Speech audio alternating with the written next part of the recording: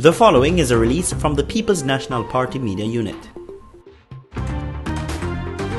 The opposition is serving notice that it will be closely following the investigations and subsequent prosecutions of the participants in the video that led to Floyd Green's resignation as Minister of Agriculture. The opposition says while resignations are a start, fairness requires that the participants be treated no differently than the over 2,000 persons who have been arrested and charged for breaches of the regulations under the Disaster Risk Management Act, DRMA. Shadow Minister of National Security, Senator Peter Bunting, says the JCF must act urgently as they did with others who have breached the regulations.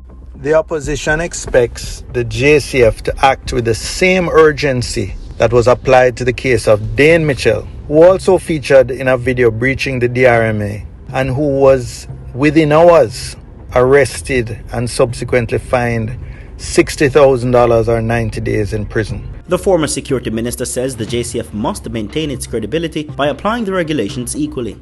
To maintain organizational credibility, the JCF must treat the DRMA regulations as they would say in the Bible, the law of the Medes and Persians, and apply it equally to all. Senator Bunting says he notes the precedent set by the JCF in the case of Councillor Corey Douglas that exemptions under the DRMA regulations are specific to persons carrying out their official duties. Therefore, he says MP Green, Councillor Bellamy, Dave Chow Powell, Gabriel Hilton, and all other public officials who may have participated should be treated the same as any other citizen of Jamaica. He says the authenticity of the video is not in question as it has precipitated a number of resignations. However, he believes the police can obtain further corroborating evidence from the CCTV footage and the registration system of the hotel, in addition to statements from participants and restaurant staff. To read the full release, visit our website at pnp.org.jm or check us out on Facebook at Jamaica PNP.